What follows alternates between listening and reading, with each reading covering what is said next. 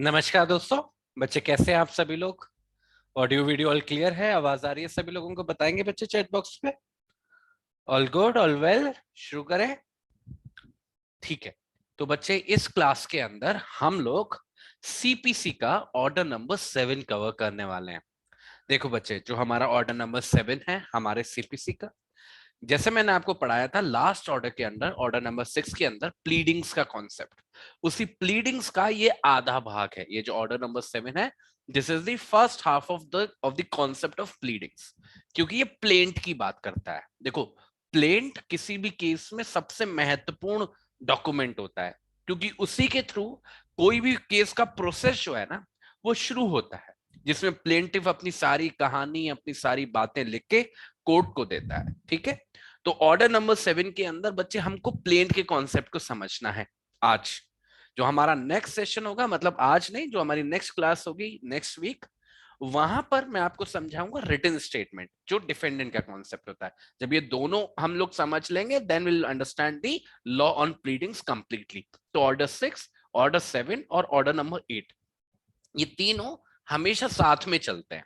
ठीक है। जब ये तीनों के बारे में आपको नॉलेज हो जाएगी, अंडरस्टैंडिंग हो जाएगी, तभी हम मान सकते हैं कि आपको एक सच में प्लीडिंग्स का कॉन्सेप्ट समझ में आया है।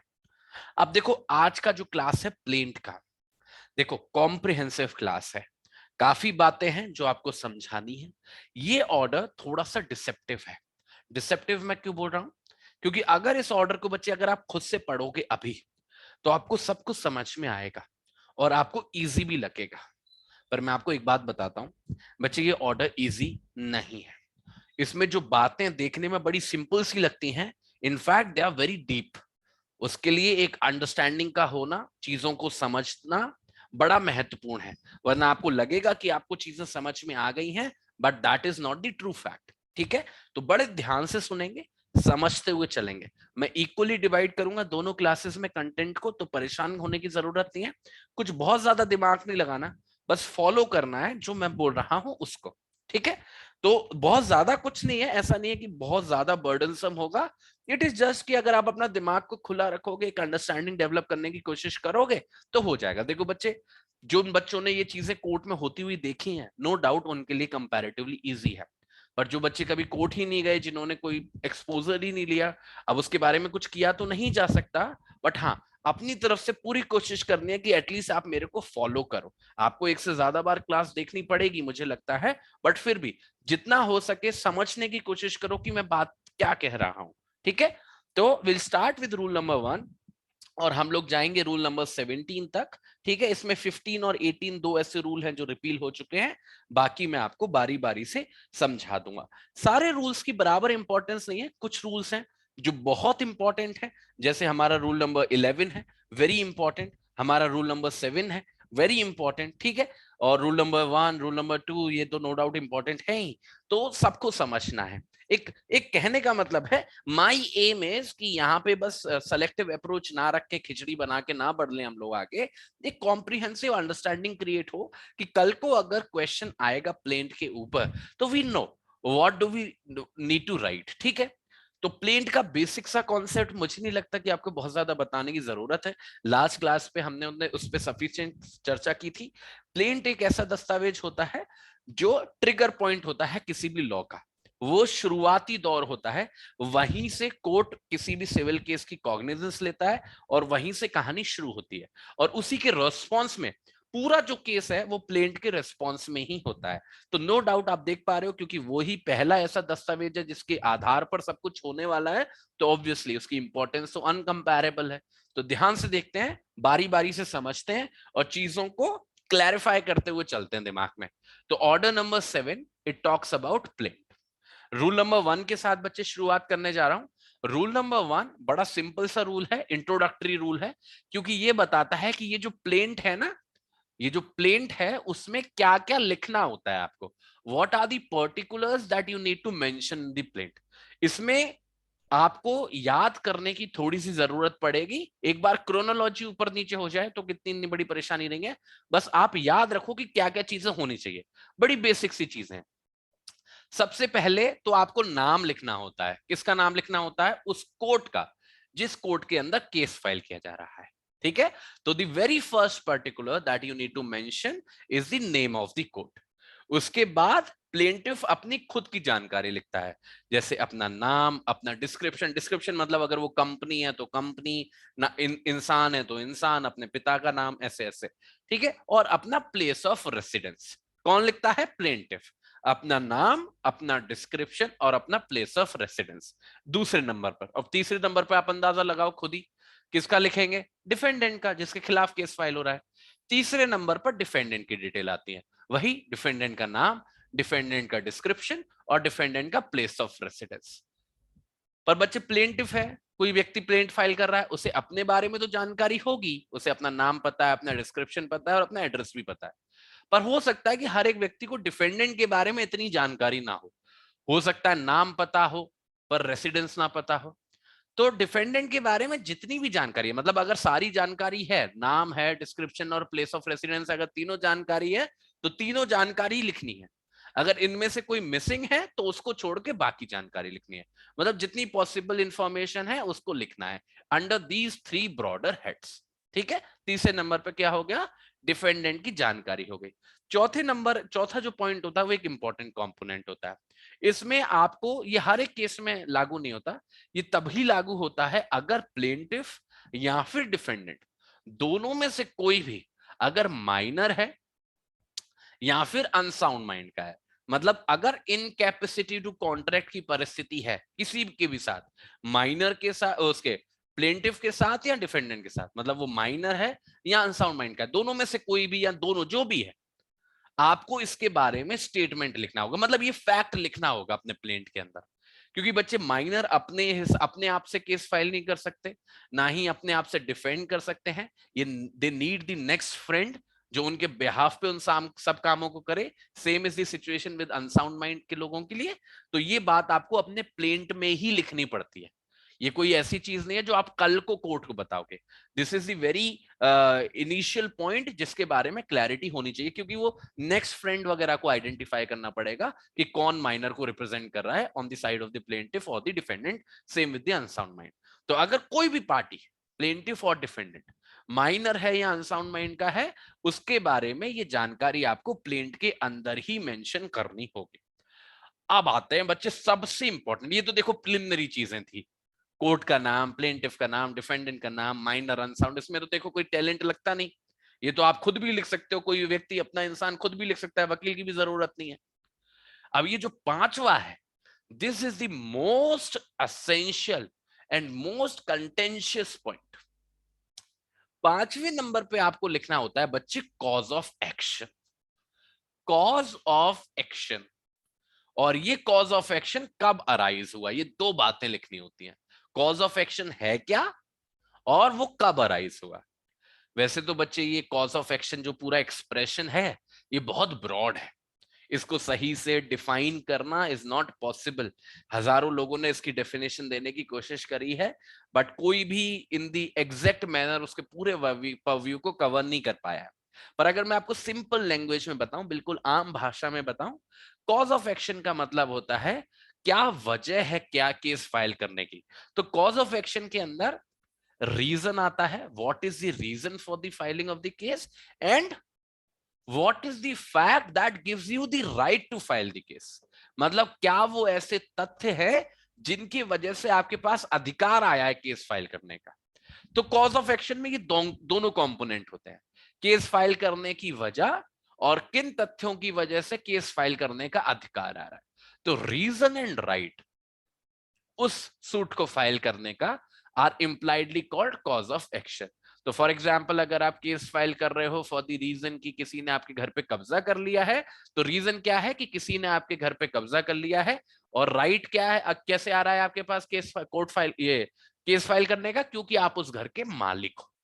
The fact that you are owner of that particular house और किसी ने उस पर कब्जा कर लिया है, this constitutes your cause of action. तो ये लिखना होगा आपको। और ये बड़ा इंपॉर्टेंट है, केवल कॉज ऑफ एक्शन लिखने से काम नहीं चलेगा, आपको ये भी लिखना पड़ेगा ये कॉज ऑफ एक्शन कब अराइज हुई। अब कॉज ऑफ एक्शन देखो, रीजन तो बच्चे फ्लैट रीजन है, कॉज ऑफ एक्शन अराइज कब हुआ ये निर्भर करता है इस बात पर कि केस फाइल करने का अधिकार कब आया। जैसे जिस दिन कब्जा होगा आपके घर पर, मतलब एक ऐसा घर जिसके आप मालिक हो और उस पर कोई और कब्जा कर लेगा, so that is the point जब हम मानेंगे कि कॉज ऑफ एक्शन अराइज हो रहा है इन द नॉर्मल सर्कमस्टांसेस। पर मानो आप कहीं बाहर गए हुए हो, यू आर नॉट अवेयर कि आपके घर पे किसी ने कब्जा कर लिया है, तो ऐसी पर्टिकुलर सर्कमस्टांस में जब वो फैक्ट आपको पता चलेगा तो आपके लिए कॉज ऑफ एक्शन उस पर्टिकुलर पॉइंट ऑफ टाइम पर राइज होगा। तो कहने का मतलब है कॉज ऑफ एक्शन अराइज कब हुआ, उसका मतलब यह है कि कब आपके पास अधिकार आया केस फाइल करने का। इसको लिखने की वजह क्या है, क्योंकि इससे निर्धारित होगा कि आपका जो केस है वो लिमिटेशन के अंदर है या नहीं। लिमिटेशन एक्ट एक हमारा कानून है जो बताता है कि किसी भी केस को फाइल करने के लिए कितनी अवधि होती है किसी भी व्यक्ति के पास, मतलब कितना समय होता है, 3 साल, 8 साल, 12 साल, जो भी है, डिपेंडिंग कि आप क्या रिलीफ मांग रहे हो, सबके हिसाब से अलग है। तो वो जो लिमिटेशन पीरियड है वो काउंट होता है कॉज ऑफ एक्शन अराइज होने की डेट से ही।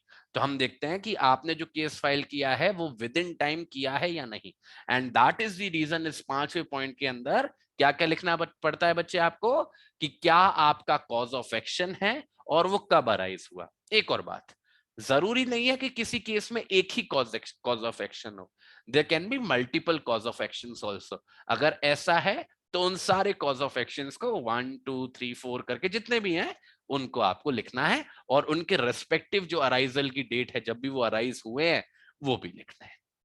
ठीक है, तो it can be a singular thing और अ प्लूरल थिंग, दोनों सिचुएशंस कवर होती हैं।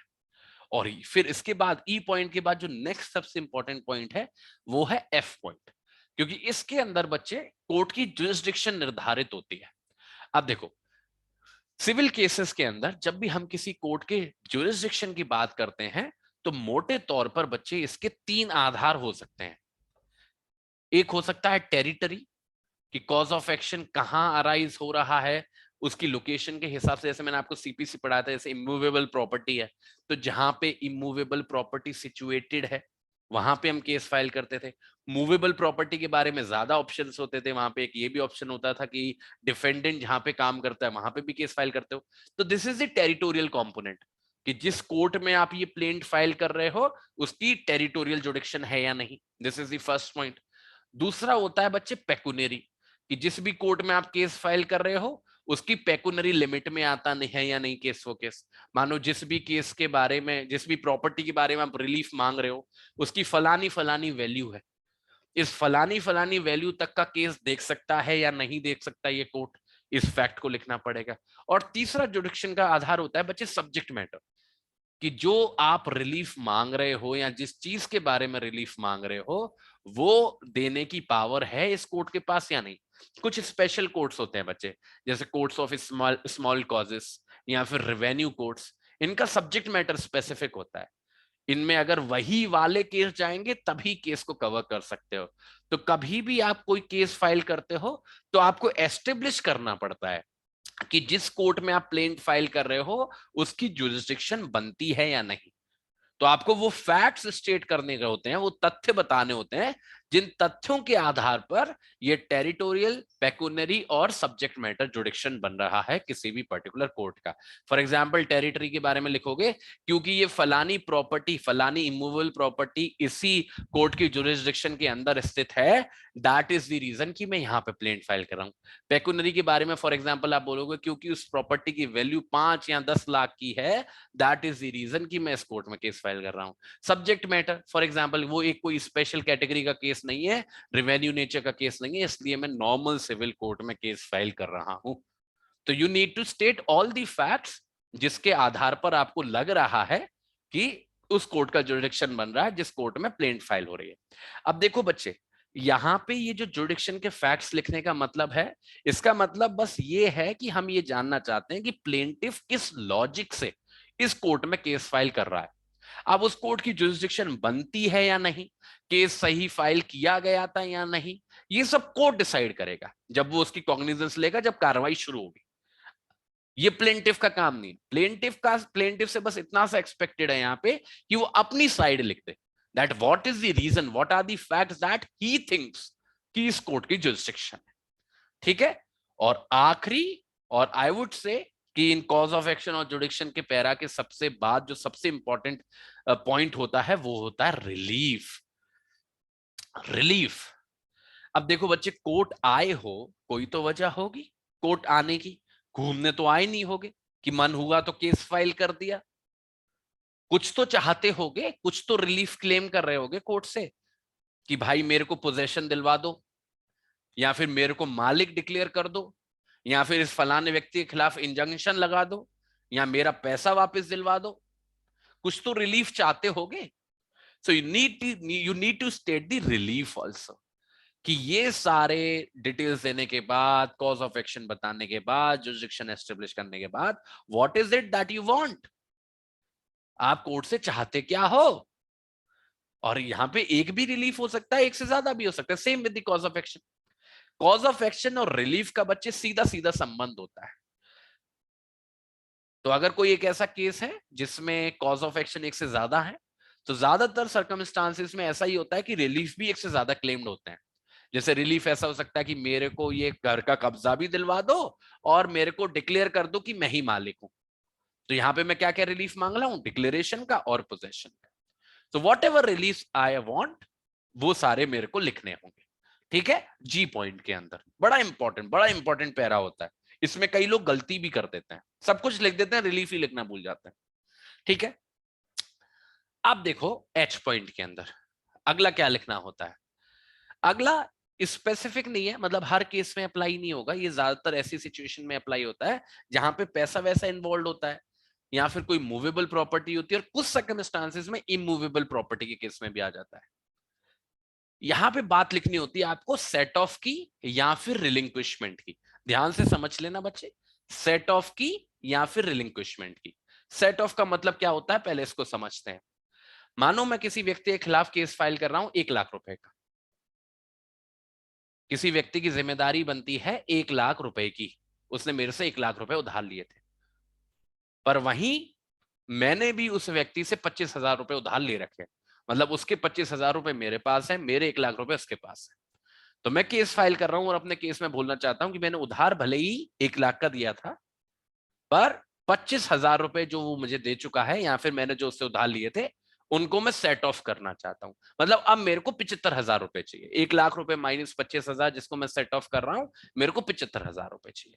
तो ये फैक्ट आपको लिखना पड़ेगा। अगर दो लोगों के बीच में डीलिंग है जिसमें दोनों की लायबिलिटी बनती है को एग्जिस्टिंग एक दूसरे के खिलाफ, तो जो भी सेट ऑफ है वो फैक्ट आपको लिखना पड़ता है। कि जैसे मैंने एग्जांपल दिया कि 1 लाख रुपए मेरे बनते हैं और 25,000 रुपए उसके बनते हैं, तो 1 लाख में से 25 काट दो, 75,000 रुपए मेरे को चाहिए। ये होता है सेट ऑफ की सिचुएशन। अगर सेट ऑफ की परिस्थिति जरूरी नहीं है सब में बने, बिजनेस रिलेशंस में ज्यादातर बनती है, तो आपको वो लिखना होता है।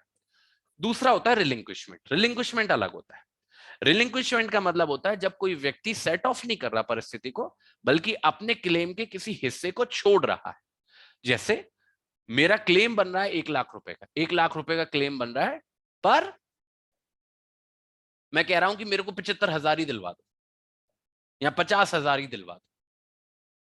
तो what I am doing, I am not setting of कि उसने मेरे को पैसा दिया इसलिए मैं कम कर रहा हूं, मैं रिलिंक्विश कर रहा हूं अपना क्लेम को। या फिर मेरे दो अधिकार थे कि मैंने उसको 1 लाख रुपए उधार दिया था और 10% ब्याज पे दिया था, मैं कह रहा हूं ब्याज छोड़ो यार, ब्याज मिले ना मिले, मेरा प्रिंसिपल अमाउंट दिलवा दो। तो here I am relinquish my claim for the interest. अगर मैं कुछ भी कंपोनेंट रिलिंक्विश कर रहा हूं तो मेरे को वो भी स्टेट करना पड़ेगा। एक बात को और समझा देता हूं बच्चे। जैसे जुरिस्डिक्शन वाला जो पैरा होता है उसमें एक पेकुनरी जुरिडिक्शन वाला सिचुएशन आता है कि आपको एस्टेब्लिश करना होता है कि जिस कोर्ट के सामने आप प्लेन फाइल कर रहे हो उसकी पेकुनरी जुरिडिक्शन बन रही है या नहीं बन रही, आपके इस पर्टिकुलर केस के सामने, इस प्लेन के हिसाब से। कई बार क्या होता है बच्चे, लोग किसी पर्टिकुलर कोर्ट की जुरिस्डिक्शन के अंदर आने के लिए अपने क्लेम को रिलिंक्विश भी कर देते हैं। जैसे मानो किसी कोर्ट की जुरिस्डिक्शन है जो 1 लाख रुपए से कम की है, और किसी व्यक्ति का क्लेम बन रहा है 1,25,000 रुपए का, फॉर एग्जाम्पल। ठीक है, in that scenario for whatever reason, अगर कोई पार्टी चाहती है कि मैं इसी कोर्ट में केस फाइल करना चाहता हूं, तो अपने किसी अपना जो उसका क्लेम है 1,25,000 का, उसके एक भाग को वो रिलिंक्विश भी कर सकती है, so as to come within the jurisdiction of the particular court. तो अगर ऐसा वो कर रही है तो वो उसको यहाँ पे लिखना पड़ेगा। ऐसा जरूरी नहीं है हो, पर अगर होता है तो वो रिलिंक्विशमेंट में लिखना पड़ेगा। रिलिंक्विशमेंट का बच्चे जो कॉन्सिक्वेंस होता है वो बड़ा खतरनाक होता है। अगर आपने अपने क्लेम के किसी भी हिस्से को या किसी पूरे क्लेम को रिलिंक्विश कर दिया एक बार, फिर आप उसको दोबारा क्लेम नहीं कर सकते फ्यूचर के अंदर। Once a relinquishment is always a relinquishment. भूल जाओ, मतलब भूल जाओ, आपने उसको छोड़ दिया, खत्म हो गई बात। ठीक है, तो एच पॉइंट के अंदर सेट ऑफ वाली सिचुएशन और रिलिंक्विशमेंट वाली सिचुएशन अगर बन रही है, जरूरी नहीं है बने, अगर बन रही है तो आप उसको लिखोगे। और आखिरी जो बात आपको लिखनी है ये बड़ा इंपॉर्टेंट है, इसमें आपको सब्जेक्ट मैटर, जो सब्जेक्ट मैटर है सूट का, उसकी वैल्यू लिखनी होती है। Value of the subject matter of the suit. जैसे सब्जेक्ट मैटर, मानो मैं सब्जेक्ट मैटर का मतलब समझो पहले। मानो जिस चीज के बारे में मैं केस फाइल कर रहा हूं वो कोई इमूवेबल प्रॉपर्टी, मेरा घर है फॉर एग्जाम्पल, मैं अपने घर का पोजेशन मांग रहा हूं, किसी ने कब्जा कर लिया है मेरे घर पर, और मैं अपने घर के रिलेशन में डिक्लेरेशन मांग रहा हूं। तो सब्जेक्ट मैटर इज माय घर, तो मुझे अपने घर की वैल्यू लिखनी पड़ेगी। यहां पे बच्चे समझना, यहां पे ये वैल्यू लिखने की रीजन पेकुनरी जुडिक्शन को एस्टेब्लिश नहीं करना है, समझना इस बात को। यहां पे ये वैल्यू लिखने का रीजन है कोर्ट फी निर्धारित करना। आप सभी को पता है कि कोर्ट फ्री में काम नहीं करता किसी के लिए। कोर्ट हमको जाना है तो हमको कोर्ट फी पे करनी पड़ती है, और कोर्ट फी एक्ट नाम का एक कानून है जो हम माइनर एक्ट के अंदर पढ़ेंगे। अब ये जो कोर्ट फी है ये हर एक रिलीफ के हिसाब से अलग फीस बताती है। मतलब आप कोर्ट से क्या रिलीफ चाहते हो, मैंने रिलीफ वाला आपको पैरा बताया था ना कि क्या क्या रिलीफ क्लेम कर रहे हो। तो as per the reliefs that you are claiming in relation to a particular property, आपको कोर्ट फी पे करनी पड़ती है। जैसे इंजंक्शन का अलग कोर्ट फी होगा, पोजेशन का अलग कोर्ट फी होगा, डिक्लेरेशन का अलग कोर्ट फी होगा, समथिंग लाइक दैट। और ये कोर्ट फी के भी जो रेट्स हैं वो दो तरीके के हो सकते हैं। कुछ कोर्ट फी के रेट्स होते हैं जो प्रॉपर्टी की वैल्यू के हिसाब से डिसाइड किए जाते हैं, और कुछ कोर्ट फी के रेट्स होते हैं जो स्टैंडर्ड होते हैं कि इतना देना होगा, 20 रुपए, 100 रुपए, 200 रुपए, फिक्स है। फिर वो चाहे कितनी भी प्रॉपर्टी की वैल्यू हो। पर ज्यादातर सर्कमस्टांसेस में कोर्ट फी जो है वो सब्जेक्ट मैटर की वैल्यू के हिसाब से होती है। ऐसी ही सिचुएशन में ये वैल्यू लिखना सब्जेक्ट मैटर की बड़ा इंपॉर्टेंट हो जाता है कि आपको जिस सब्जेक्ट मैटर के रिलेशन में रिलीफ चाहिए, क्या क्या रिलीफ चाहिए, उसके हिसाब से आपकी कोर्ट फी डिसाइड होती है। अब ये जो वैल्यूएशन वाला कंपोनेंट है ये बड़ा डिस्प्यूटेड फैक्टर रहता है बच्चे कोर्ट्स के सामने, क्योंकि हर व्यक्ति अपने आप को चालाक बनता है और वो कम से कम कोर्ट फी पे करना चाहता है कोर्ट के सामने। दैट इज द रीजन कि कई बार हमको देखने को मिलता है अंडर वैल्यूएशन के इंस्टांसेस, कि कोई प्रॉपर्टी 50 लाख की है पर कोई व्यक्ति प्लेंट में लिख देगा कि वो 25 लाख की है, क्योंकि उसका रीजन क्या है कि उसको आधी कोर्ट फी पे करनी पड़ेगी, 25 लाख की वैल्यू के हिसाब से पे करनी पड़ेगी। पर ये बड़ा घातक हो सकता है। हम आगे के रूल्स में पढ़ेंगे कि ऐसी सिचुएशन में अगर कोर्ट चाहे तो प्लेंट को रिजेक्ट कर सकता है, केस को रिजेक्ट कर सकता है। ठीक है, पर वो आगे की चर्चा है। पर अभी जो हमको जहां तक चीजें लिखने की बात है विद इन दी प्लेंट, हमको अपने सब्जेक्ट मैटर की वैल्यू लिखनी पड़ती है। ठीक है, तो एक बार रिवाइज कर लेते हैं that what is all that we need to mention in our plaints. Name of the court, जिस कोर्ट में केस फाइल कर रहे हो उसका नाम। दूसरे नंबर पर प्लेंटिफ की डिटेल्स, नाम, डिस्क्रिप्शन, प्लेस ऑफ रेसिडेंस। तीसरे नंबर पर डिफेंडेंट की डिटेल्स, नाम, डिस्क्रिप्शन, प्लेस ऑफ रेसिडेंस। चौथे नंबर पर अगर माइनर वाली स्थिति या अनसाउंड माइनर वाली स्थिति है तो उसके बारे में लिखो। और पांचवें नंबर पर very important, cause of action, और वो कब अराइज हुआ, बहुत बहुत इंपॉर्टेंट, इसको मार्क कर लेना। छठवें नंबर पर अगेन वेरी इंपॉर्टेंट, कोर्ट का जुरिस्डिक्शन, तीनों आएंगे, टेरिटोरियल, पेकुनरी, सब्जेक्ट मैटर। छठवां नंबर रिलीफ, वेरी इंपॉर्टेंट, रिलीफ का फैक्ट आपको लिखना होता है, what are the relief that you want. ठीक है, और फिर उसके बाद सेट ऑफ की सिचुएशन या रिलिंक्विशमेंट की सिचुएशन अगर बनती है तो, जरूरी नहीं है बनेगी, पर बनती है तो लिखने का जरूरत है। और आखिरी में सब्जेक्ट मैटर की value so as to determine the court fee. ठीक है, चलो, so this is subsection number, this is rule number 1, जिसमें आपको प्लेंट के अंदर क्या क्या लिखना है वो आपको मेंशन करना पड़ता है। अब बच्चे ये जो प्लेंट है हमारा जो हम फाइल कर रहे हैं उसमें ये जो बातें मैंने लिखी, these are mandatory to be mentioned, मतलब ये आपको लिखनी ही लिखनी है जो भी बन रही है स्थिति। लिखनी ही लिखनी है। ऐसा नहीं है कि प्लेंट में केवल यही चीज होंगी, इनके अलावा कुछ नहीं होगा, और भी चीजें हो सकती हैं, हजारों चीजें हो सकती हैं। It depends on the facts and circumstances of the case, और प्लेंट को फ्रेम करने वाला बंदा कितना स्किल्ड है उस पर भी निर्भर करता है। But these are the mandatory things. अगर इसमें से कोई चीज मिसिंग होगी तो आपकी प्लेंट डिफेक्टिव मानी जाएगी, और डिफेक्ट होना किसी प्लेंट के अंदर कैन बी द रीजन कि उसका रिजेक्शन हो जाए। ठीक है, सो ये मैंडेटरी चीज है जो आपको लिखनी ही पड़ती है। तो इस वेरिएंस को आप समझिएगा। अब इसी के साथ बच्चे रूल नंबर 2 पे बढ़ते हैं। रूल नंबर 2 जो है वो स्पेसिफिक है मनी वाली सर्कमस्टांस से, दिमाग में बिठा के चलो साथ के साथ। जो हमारा रूल नंबर 2 है वो मनी सूट्स के बारे में बात करता है। मनी सूट्स का मतलब क्या होता है पहले समझ लो। देखो, सिविल का जो होराइजन है, मतलब जो सिविल जुरिस्डिक्शन होती है, वो बच्चे बहुत ब्रॉड होती है। क्रिमिनल में क्या है, आईपीसी है, 2-4 और स्टैट्यूट है, सारे अपराध है अलग अलग तरीके के, against the body, against the property, बात खत्म।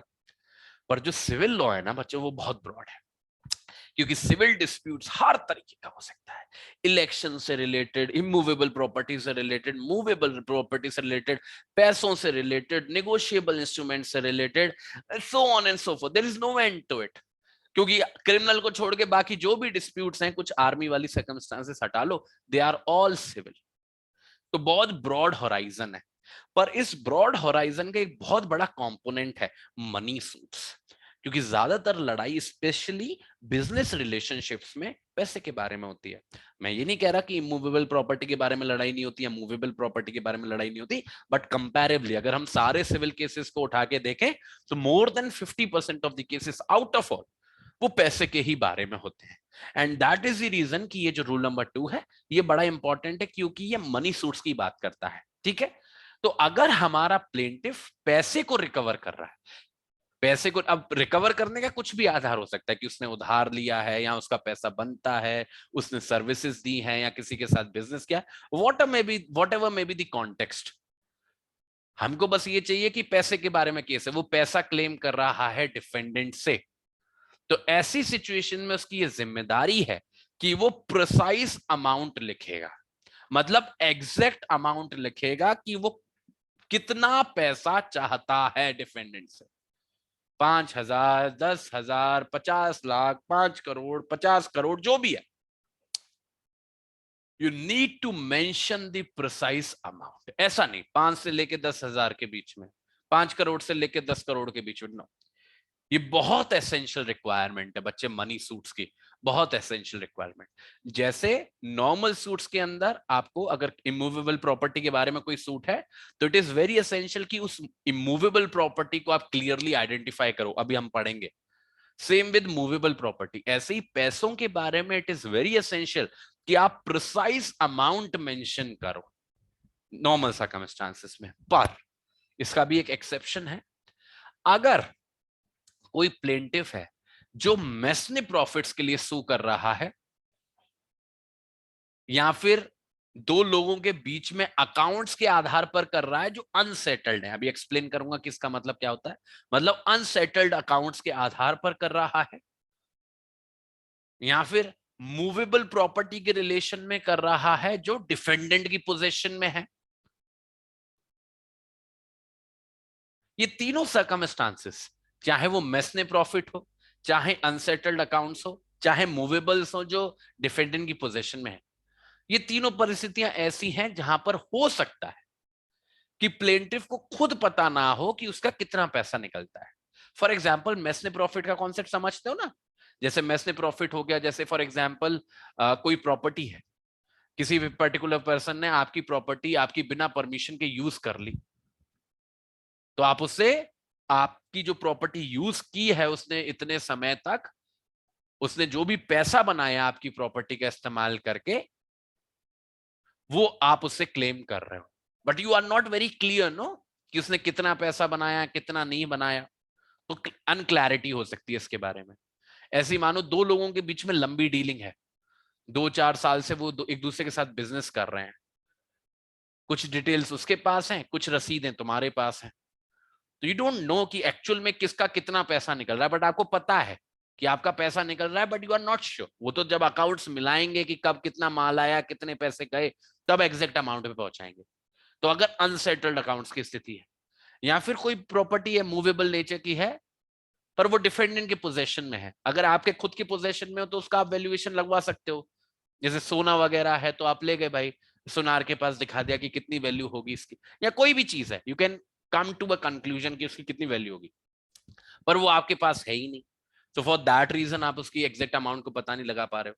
तो ऐसी सिचुएशन में जहां पे it is not possible for you, mind my words बच्चे, when it is not possible for you to identify the exact amount, अगर ऐसी सिचुएशन है तो आप एक रफ एस्टिमेट दे सकते हो कि लगभग लगभग कैसा पैसा हो, कितना पैसा निकल रहा है, अप्रोक्सीमेटली कितना पैसा निकल रहा है।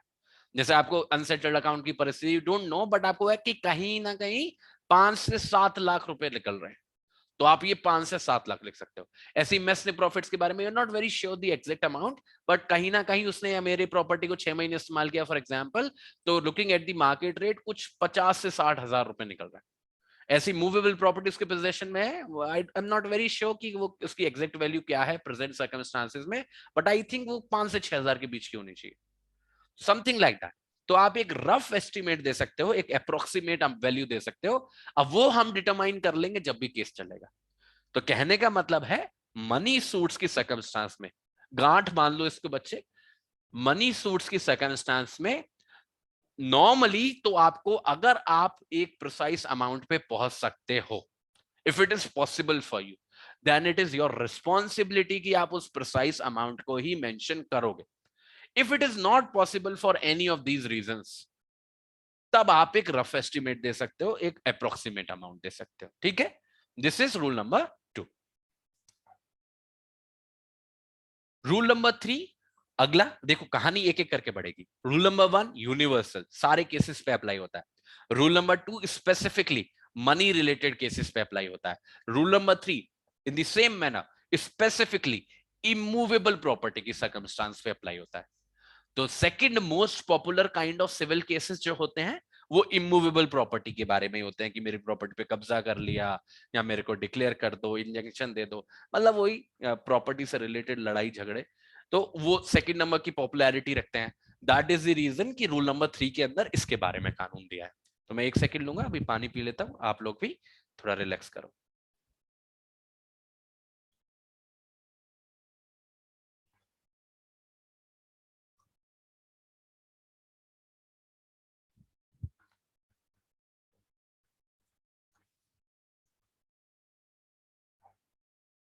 चलो, तो जहां तक बच्चे इमूवेबल प्रॉपर्टी है, अगर कोई भी केस है जिसके बारे में प्लेंट फाइल हो रही है और उसका जो सब्जेक्ट मैटर है वो एक इमूवेबल प्रॉपर्टी, अब इमूवेबल प्रॉपर्टी बच्चे कुछ भी हो सकता है। ठीक है, वो लैंड भी हो सकती है, वो घर भी हो सकता है, anything attached to the earth हो सकती है, anything embedded to the earth हो सकती है। टीपी याद करो, मैंने आपको डेफिनेशन पढ़ाई थी, जनरल क्लॉजेस एक्ट में भी डेफिनेशन है, तो उससे एक आइडिया ले सकते हो। ठीक है, तो ऐसी परिस्थिति में जब भी इमूवेबल प्रॉपर्टी इन्वॉल्व होती है तो उस प्रॉपर्टी का आपको डिस्क्रिप्शन देना होता है। देखो, रूल नंबर 1 के अंदर हमने डिस्क्रिप्शन किस किस का दिया, हमने कोर्ट का डिस्क्रिप्शन दिया, प्लेंटिफ का डिस्क्रिप्शन दिया, डिफेंडेंट का डिस्क्रिप्शन दिया, कॉज ऑफ एक्शन बताया। ऐसे ही अगर कोई केस इमूवेबल प्रॉपर्टी के रिलेशन में, तो उसमें एक और कंपोनेंट जोड़ दो कि उस इमूवेबल प्रॉपर्टी का डिस्क्रिप्शन देना पड़ता है। डिस्क्रिप्शन मतलब वो इमूवेबल प्रॉपर्टी है कौन सी। अब ये जो डिस्क्रिप्शन है बच्चे, इसके बारे में कोई क्राइटेरिया नहीं है कि आप किसी प्रॉपर्टी को कैसे आइडेंटिफाई करोगे।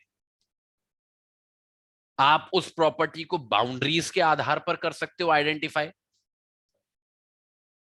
उस प्रॉपर्टी को आप उसके नंबर्स के आधार पर कर सकते हो, उसके रिकॉर्ड के आधार पर कर सकते हो। जैसे कोई भी प्रॉपर्टी है, जैसे अगर आप गांव वगैरह में जाओगे, अगर आप एग्रीकल्चरल लैंड को देखोगे, तो हर एक लैंड का, पीस ऑफ लैंड का देयर इज खसरा नंबर, वो आपको मिल जाता है। अगर आप मेट्रोपॉलिटन एरियाज में जाओगे तो प्लॉट नंबर आपको देखने को मिल जाएंगे। तो ज्यादातर जो ऐसी जगह है जहां पे आबादी है या जहां पे काम चल रहा है, वहां पे गवर्नमेंट ने प्रॉपर सर्विस करा के प्रॉपर्टी को नंबर दे रखे हैं। तो providing those government numbers, government ordained numbers is the best way, सबसे अच्छा तरीका होता है किसी भी प्रॉपर्टी को आइडेंटिफाई करने का। तो वो आप डिस्क्रिप्शन में लिख सकते हो। जैसे अगर मैं अपने किसी घर के बारे में लिख रहा हूँ तो I write that plot number this and this floor, मतलब जो भी है। और जो भी मैं डिस्क्रिप्शन दे रहा हूं वो है तो मेरी मर्जी, जो भी मैं डिस्क्रिप्शन दे रहा हूं वो सफिशिएंट होनी चाहिए। अब सफिशिएंट किसके पर्सपेक्टिव से होनी चाहिए, किस आधार पर हम जज करेंगे कि वो सफिशिएंट है या नहीं?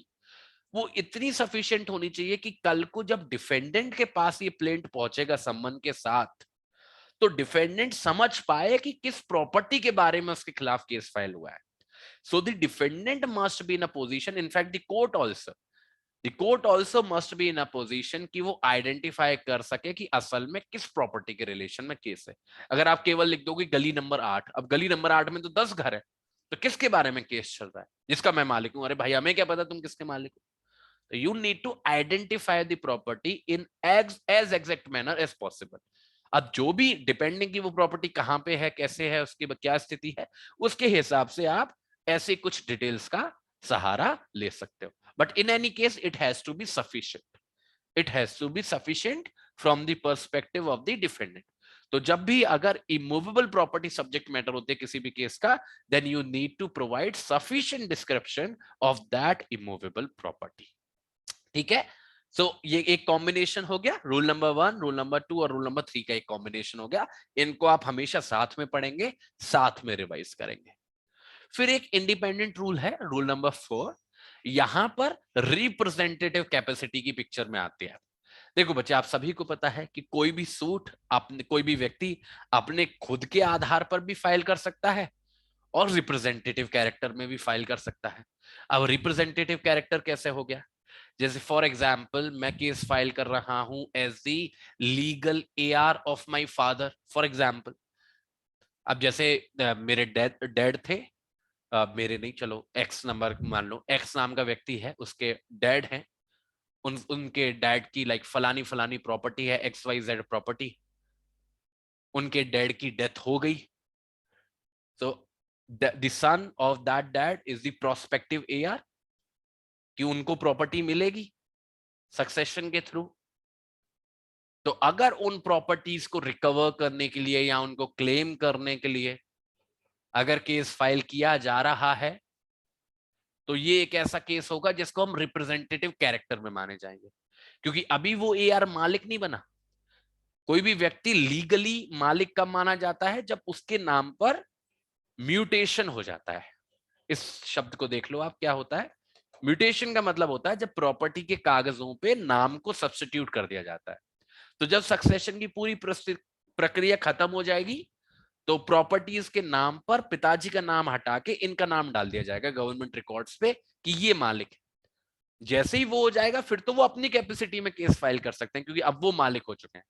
But until and unless that happens, तो कोई भी एक्शन लेता है, कोई भी ऐसा लीगल एआर, या फिर मानो कोई भी ऐसा व्यक्ति है जिसके फेवर में विल है, किसी विल का एडमिनिस्ट्रेटर है, एग्जीक्यूटर है, तो ये सब लोग माने जाते हैं कि वो रिप्रेजेंटेटिव कैरेक्टर में एक्ट कर रहे हैं। और जब भी कोई व्यक्ति रिप्रेजेंटेटिव कैरेक्टर में एक्ट करता है ना, रिप्रेजेंटेटिव कैरेक्टर में सूट फाइल करता है, तो उस पर ये रूल नंबर 4 लागू होता है। उसको दो चीजें दिखानी पड़ती हैं रिप्रेजेंटेटिव कैरेक्टर में एक्ट करने के लिए। पहला, कि उसका एग्जिस्टिंग इंटरेस्ट है। क्या है? एग्जिस्टिंग इंटरेस्ट है उस सब्जेक्ट मैटर के ऊपर, जिस सब्जेक्ट मैटर के बारे में वो केस फाइल कर रहा है। और दूसरा, कि उसने सारे नेसेसरी स्टेप्स ले लिए हैं जो उसको इस सूट फाइल करने की पावर देते हैं। दो बातें हैं, एक तो उसका एग्जिस्टिंग इंटरेस्ट उसको दर्शाना पड़ेगा, और ये दिखाना पड़ेगा that he has taken all the necessary step. अब जैसे मैं अगर बात करूं एआर की, ठीक है, तो वो सबसे आसान एग्जांपल है। तो अगर मैं लीगल एआर की बात करूं, कि वही पिता और बेटे की बात करूं, तो अगर पिता की डेथ हो गई है, जब तक डेथ नहीं हुई है तो कोई भी एआर है वो तो स्पेक्ट सक्सेशनिस्ट के पोजीशन में है, उसके फेवर में हो भी सकता है कि सक्सेशन हो भी सकता है ना हो। अगर पिताजी विल बना के चले गए तो नहीं होगा, तो वो तो एक चांस है। तो उस समय पे तो उनके फेवर में, उस बेटे के फेवर में कोई भी एग्जिस्टिंग इंटरेस्ट नहीं है, तो पिता के जीवित रहते रहते तो वो रिप्रेजेंटेटिव कैरेक्टर में केस नहीं फाइल कर सकता। पर पिताजी के मरने के बाद, और अगर पिताजी बिना विल बना के गए हैं, तो एक ये ऐसी सर्कमस्टांस है, भले ही अभी सक्सेशन पूरा नहीं हुआ, अभी म्यूटेशन नहीं हुआ, पर फिर भी हम ये मान सकते हैं कि इस लीगल एआर के फेवर में एग्जिस्टिंग इंटरेस्ट आ चुका है। हो गया ना, जैसी डेथ होती है, क्योंकि डेथ ही है ट्रिगर पॉइंट सक्सेशन का। भले ही समय लगेगा, लीगल प्रक्रिया में काम लगेगा, पर अधिकार तो उसी समय हो गया ना जिस समय मृत्यु हो गई बिना विल के। तो एग्जिस्टिंग इंटरेस्ट एस्टेब्लिश हो जाएगा। उनको ये दिखाना पड़ेगा कि मेरे पिताजी थे, उनकी ये प्रॉपर्टी है, उनके फलाने समय डेथ हो गई और उन्होंने विल नहीं बनाई है। तो इससे क्या दर्शा रहे हैं आप लोग कि आपका एग्जिस्टिंग इंटरेस्ट है। दूसरा, आपको नेसेसरी स्टेप्स दिखाने पड़ेंगे। नेसेसरी स्टेप्स में आप क्या दिखाओगे? ऐसा कोई भी लीगल एआर क्या दिखाएगा? वो दिखाएगा कि उसने अपनी सक्सेशन प्रक्रिया को इनिशिएट कर दिया है, उसने कोर्ट को अप्रोच किया था, कोर्ट को सारी जानकारी दे दी है, कोर्ट ने एडमिनिस्ट्रेटर चुन दिया है, अब सक्सेशन की प्रक्रिया शुरू हो जाएगी। तो he has taken the steps जो जरूरी हैं उस प्रॉपर्टी, उस सब्जेक्ट मैटर के रिलेशन में उसका अधिकार एस्टेब्लिश करने के लिए। तो जैसे ही वो ये दोनों चीजें दिखा देगा, वो रिप्रेजेंटेटिव कैरेक्टर में एक्ट कर सकेगा। तो अगर कोई भी बंदा रिप्रेजेंटेटिव कैरेक्टर में सूट फाइल करता है, then these are the 2 points जो उसको अपने प्लेंट में लिखनी पड़ती हैं। एक तो उसका एक्चुअल एग्जिस्टिंग इंटरेस्ट और नेसेसरी स्टेप्स जो उसने लिए हैं अपने इंटरेस्ट को एस्टेब्लिश करने के लिए। So these are the 2 points जो केवल और केवल जब रिप्रेजेंटेटिव कैरेक्टर की परिस्थिति आएगी तब आपको लिखने पड़ेंगे। वैसे हर केस में जरूरत नहीं है, पर रिप्रेजेंटेटिव कैरेक्टर में। तो रिप्रेजेंटेटिव कैरेक्टर रूल नंबर 4, ये 2 पॉइंट्स याद कर लो, एग्जिस्टिंग इंटरेस्ट और नेसेसरी स्टेप्स। ये 2 बातें याद कर लो, इतना काफी है। ठीक है, फिर आता है बच्चे रूल नंबर 5, और रूल नंबर 5 बड़ा इंपॉर्टेंट है। रूल नंबर 5 पता है क्यों इंपॉर्टेंट है? बड़ा छोटा सा है, प्यारा सा है, पर इंपॉर्टेंट है। आप जब भी प्लेंट फाइल करते हो तो अपने प्लेंट के अंदर तो आप अपनी गाता खाते हो कि मैं प्लेंटिफ हूं, मेरे साथ ये गलत हो गया, ये गलत हो गया, वो गलत हो गया। पर प्लेंट का एक बहुत एसेंशियल कंपोनेंट होता है कि जिसके खिलाफ आप वो केस फाइल कर रहे हो, मतलब जो डिफेंडेंट है आपका, उसके बारे में, उसकी लायबिलिटी के बारे में आपको एक एक्सप्लिसिट इंफॉर्मेशन प्रोवाइड करनी होती है प्लेंट के अंदर। ठीक है, तो हर एक प्लेंट ये क्लियरली दर्शाएगी कि जो हमारा डिफेंडेंट है वो या तो इंटरेस्टेड है या इंटरेस्टेड होने का क्लेम करता है उस सब्जेक्ट मैटर के ऊपर जिसके बारे में केस फाइल हो रहा है। और इतना ही नहीं, इस वजह से क्योंकि वो क्लेम कर रहा है या क्लेम करता है, इस वजह से वो लायबल है, उत्तरदायी है कि वो इस केस का जवाब दे प्लेंटिफ को। बड़ा बड़ा लॉजिकल सा सिचुएशन है। मानो कोई घर है, कोई इमूवेबल प्रॉपर्टी है और उस पे कोई फलाना व्यक्ति कब्जा कर ले। मानो आपकी प्रॉपर्टी है, कोई फलाना व्यक्ति कब्जा कर ले। अब बच्चे कोई व्यक्ति कब्जा करेगा, पागल तो होगा नहीं वो, कुछ तो आधार होगा उसका कब्जा करने का। वो झूठा हो सच्चा हो वो मुझसे मतलब नहीं है, पर कुछ तो बोलेगा। अब मानो आपके घर पे किसी ने कब्जा कर लिया, आप घर से घूम के आए कहीं से, आपने देखा कि आपके घर में कोई और रह रहा है, आप गेट पे पहुंचे, तो वो कुछ तो बोलेगा आपसे। वो ये बोलेगा कि ये मेरा घर है, वो ये बोलेगा कि तुमने मुझे बेच दिया था, वो ये बोलेगा कि तुमने मुझसे उतने पैसे उधार लिए थे इसलिए मैंने तुम्हारे घर पे कब्जा कर लिया। कुछ तो लॉजिक होगा, कुछ तो वो क्लेम कर रहा होगा, कुछ तो रीजन बताएगा why he is doing that.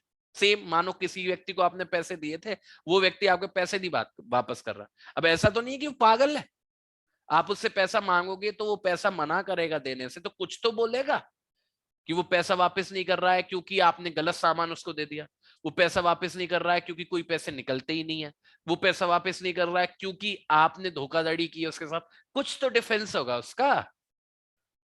So in the plaint itself you need to mention कि वो जो डिफेंडेंट है, जिस सब्जेक्ट मैटर के आप बारे में केस फाइल कर रहे हो, फिर वो चाहे पैसा है, इमूवेबल प्रॉपर्टी, मूवेबल प्रॉपर्टी है, जिसके बारे में वो क्लेम निर्धारित कर रहा है डिफेंडेंट, उसकी वजह से उसकी लायबिलिटी बनती है कि वो प्लेंटिफ के केस के रेस्पॉन्स में आगे खड़ा करे। जैसे डिफेंडेंट कह रहा है कि मैं पोजेशन में इसलिए आ गया हूं घर के क्योंकि मैं मालिक हूं इस घर का, तो अगर प्लेंटिफ केस फाइल कर रहा है और कह रहा है कि मेरे फेवर में डिक्लेरेशन करो कि मैं मालिक हूं, तो लाइबिलिटी बनती है ना डिफेंडेंट की आके कि वो बोले कि वो कैसे मालिक है,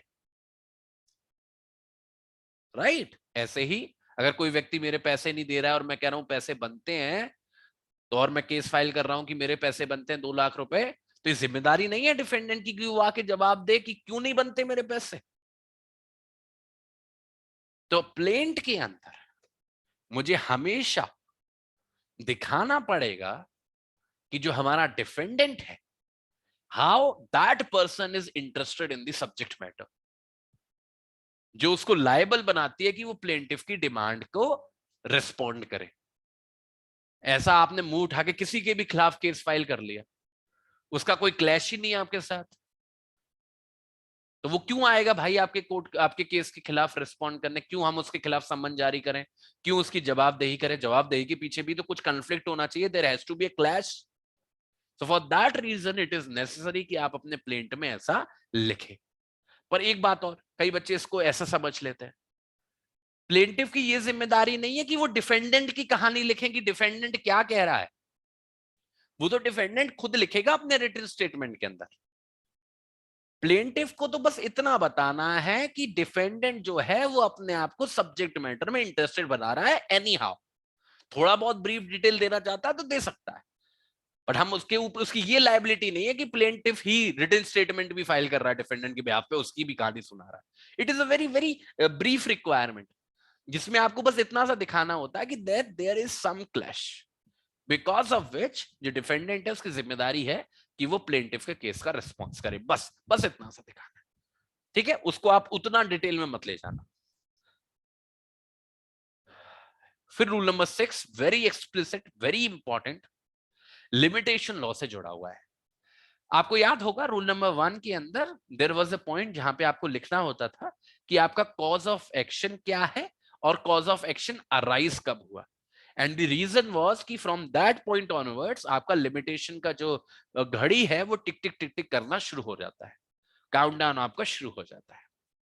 पर बच्चे हमारा जो लिमिटेशन लॉ है, नो डाउट वो हर एक रिलीफ के बारे में, हर एक सर्कमस्टांस के बारे में एक लिमिटेशन पीरियड बताता है, बट उसी लिमिटेशन कानून के अंदर कुछ ऐसे भी प्रावधान हैं जिसके अंदर डिस्पाइट द फैक्ट कि लिमिटेशन पीरियड पूरा हो चुका है, फिर भी ये लिबर्टी दी जा सकती है, अगर कोर्ट चाहे तो लिबर्टी दी जा सकती है प्लेंटिफ को कि वो केस फाइल कर दे डिस्पाइट द फैक्ट कि लिमिटेशन पीरियड खत्म हो गया है।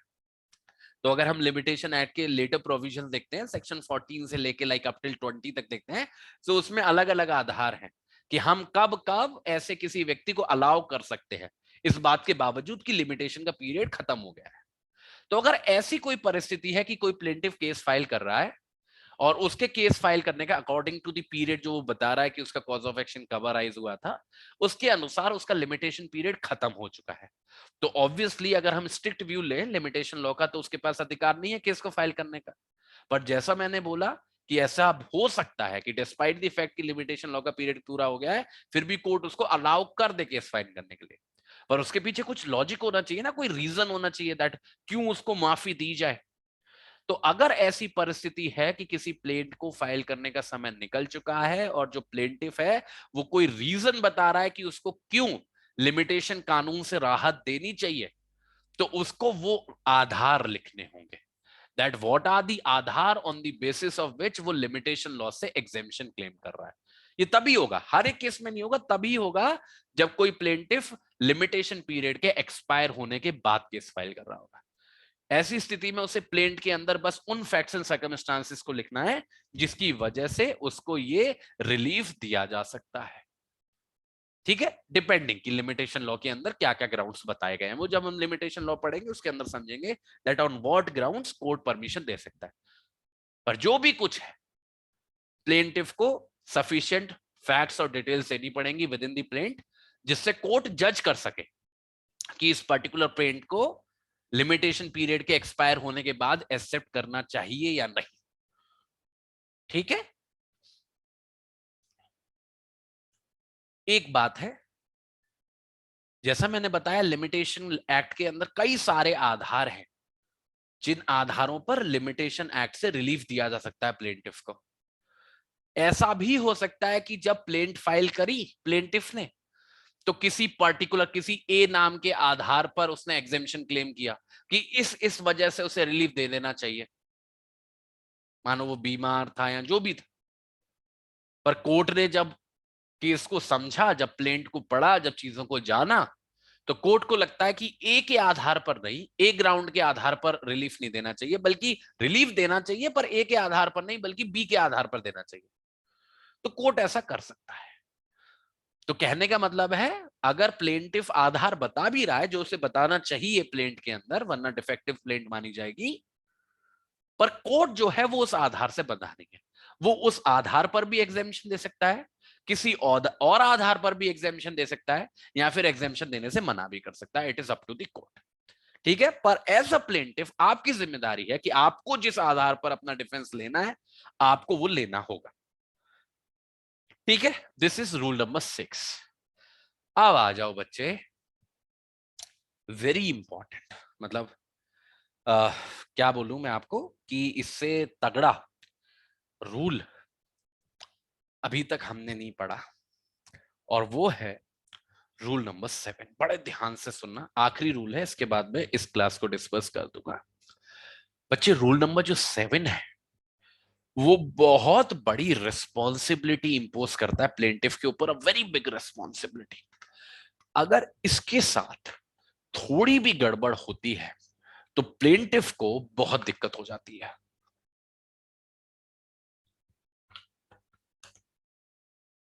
देखेंगे कैसे।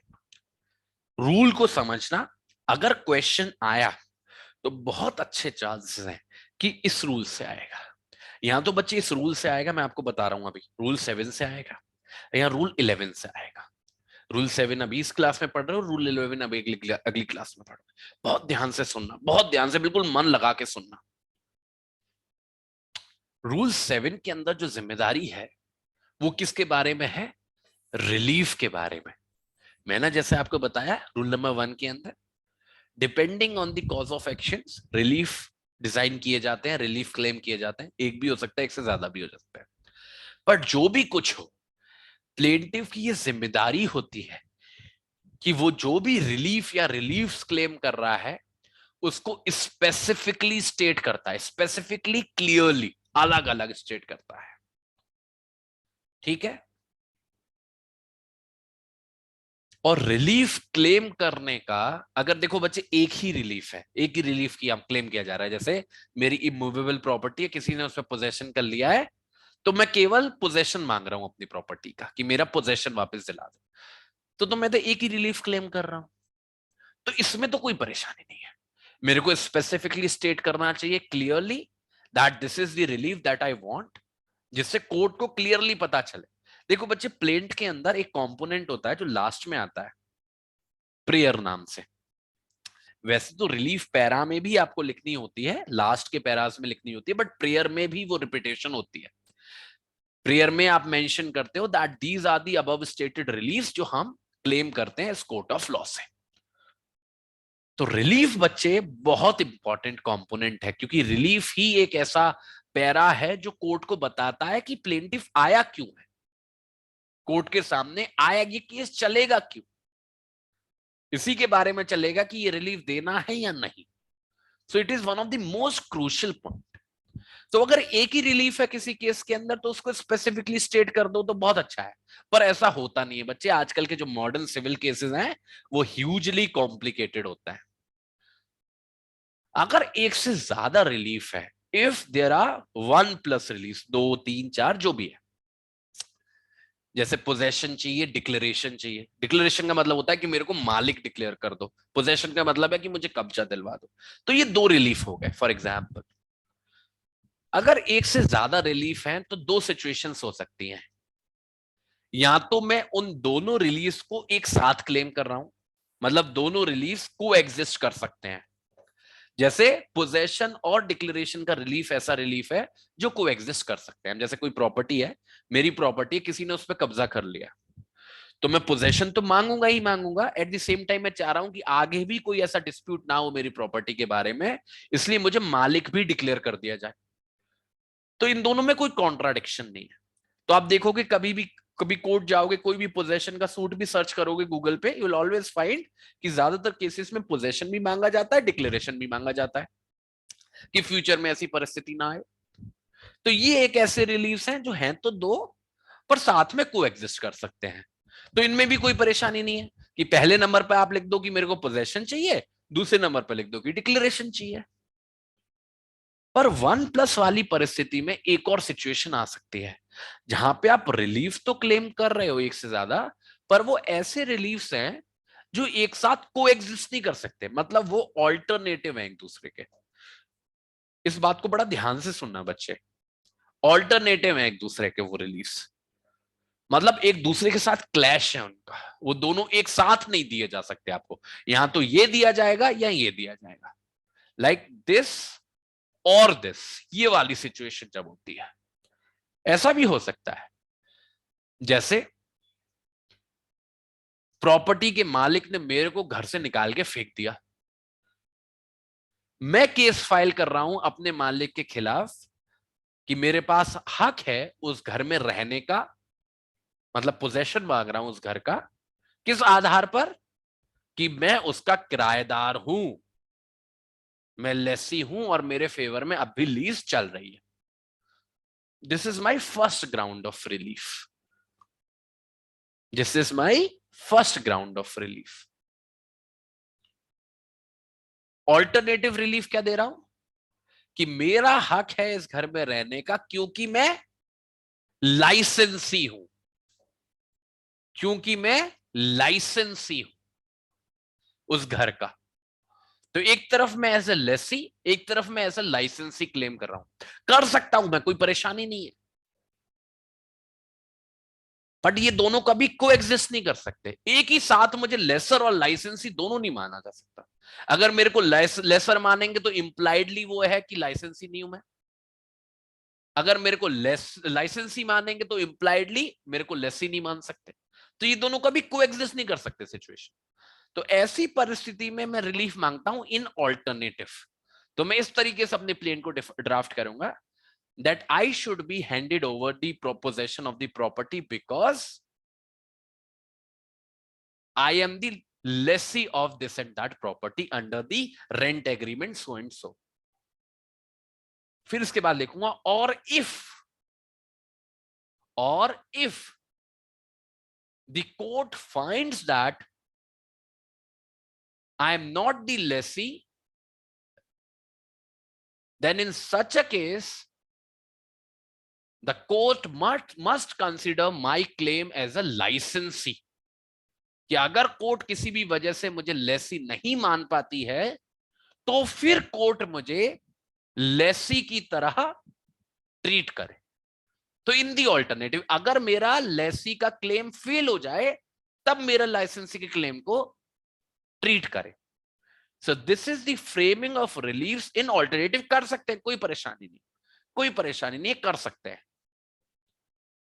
पर यहां पर भी आपको स्पेसिफाई करना पड़ेगा that these are the reliefs that you are claiming and they are in alternative to one another, that both of the reliefs are cannot be। अगर आप यहां पे ऐसा नहीं लिखोगे that these reliefs are alternative और उनको simply state कर दोगे तो फिर वो बच्चे डिफेक्टिव प्लेंट है, क्योंकि वो दो ऐसे रिलीफ है जो कोएग्जिस्ट नहीं कर सकते और आपको ग्रांट नहीं किया जा सकता।